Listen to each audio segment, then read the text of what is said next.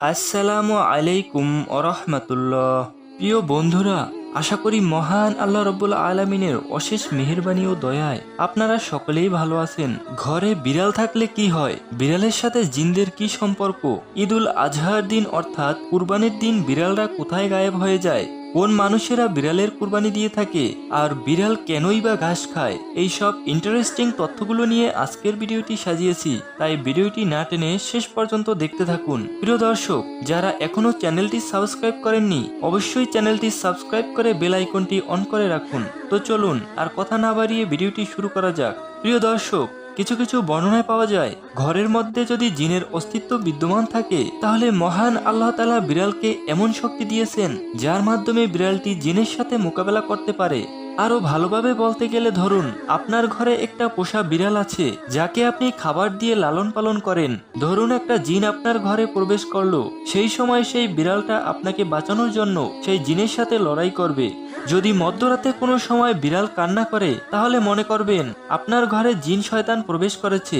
তখন আপনি আল্লাহর কাছে প্রার্থনা করবেন এবং আয়াতুল কুরসি পাঠ করবেন। আবার কিছু কিছু বর্ণনায় পাওয়া যায় যেই ঘরে বিড়াল থাকে সেই ঘরে জিন প্রবেশ করে না। আপনারা জেনে অবাক হবেন ঈদুল আজহার দিন বিড়াল কোথায় গায়েব হয়ে যায়। এর রেফারেন্সে অনেক প্রশ্ন এবং অনেক উত্তরও সামনে এসেছে। সেখান থেকে জানা যায় ঈদুল আজহার দিন বিড়াল সব থেকে নোংরা স্থানে চলে যায়, কেননা মানুষেরা কুরবানির গোশত নেওয়ার পর বাড়তি যে জিনিসগুলো নোংরা মনে করে ফেলে দেয় সেখান থেকে তারা যেন অনেক বেশি খাবার খেতে পারে তার জন্য তারা বাইরে চলে যায়। এটি ছাড়াও আরো একটি কারণ হলো বিড়াল রক্ত দেখতে খুব ভয় পায়। যেহেতু কুরবানির দিন প্রত্যেক স্থানে কুরবানির রক্ত দেখতে পাওয়া যায় সেহেতু বিড়াল রক্ত দেখে আতঙ্কিত হয়ে সেখান থেকে ভয়ে পালাতে বাধ্য হয়। কুরবানির দিন বিড়াল ভয়ে পালিয়ে যায়। এর আরো একটি কারণ হলো ঈদুল আজহার দিন কুরবানির ফেরেশতারা হাজিরা দেওয়ার জন্য এই পৃথিবীতে নেমে আসে। এই সময় ফেরেশতাদেরকে দেখার পর বিড়ালরা সেখান থেকে ভয়ে লুকিয়ে পড়ে। প্রিয় দর্শক, আপনাদেরকে জানিয়ে রাখি বিড়াল যদি কোনো খাবারে মুখ দেয়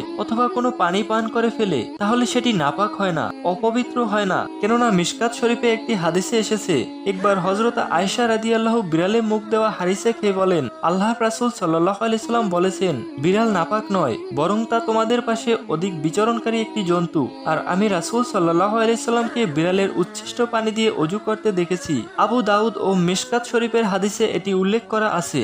প্রিয় দর্শক, বর্তমানে বিড়াল প্রতিটি ঘরে পালন করার প্রবণতা দেখছি। পশ্চিমা বিশ্বের ডাক্তাররা বিড়ালের উপর গবেষণা করে একটি চমকপ্রদ তথ্য সামনে নিয়ে এসেছেন যেটি ইসলামের সাথে হুবহু মিলে যায়। আর সেটি হলো আল্লাহ তাআলা বিড়ালের শরীরে এমন একটি ব্যাকটেরিয়া দিয়েছেন যা আমাদের আশেপাশে বিদ্যমান থাকা নেগেটিভ এনার্জিকে নিজের মধ্যে শুষে নেয়, যার কারণে আমাদের মধ্যে থাকা ডিপ্রেশন, হতাশা, দুঃখ কষ্ট অনেকাংশই কমে যায়। এছাড়াও রাসূল সাল্লাল্লাহু আলাইহি সাল্লামের প্রিয় সাহাবী এই বিড়ালের কারণে আবু হুরায়রা নামে পরিচিতি লাভ করে।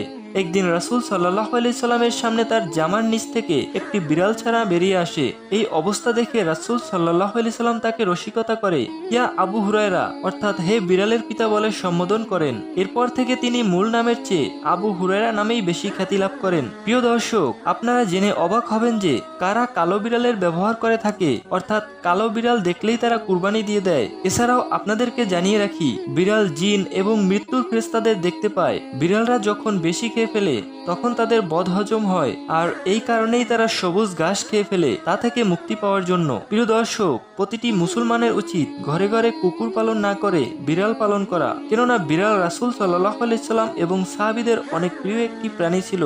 আমাদের সকলের প্রিয় নবী সাল্লাল্লাহু আলাইহি সাল্লাম বিড়ালের সাথে অত্যন্ত ভালো আচরণ করতেন। তাই আমাদেরও উচিত রাসূল সাল্লাল্লাহু আলাইহি সাল্লামের প্রদর্শিত পথে চলা এবং বিড়ালের সাথে সুন্দর আচরণ করা। আর কোনো বিড়াল যদি হিংস্র হয়ে যায় এবং মানুষের সাথে খারাপ আচরণ করতে শুরু করে তবে সেটিকে না মেরে দূরে কোথাও জঙ্গলে রেখে আসাই শ্রেয়। মনে রাখবেন, আমরা শুধু গল্প শোনাচ্ছি না, সত্যের পথ দেখাচ্ছি।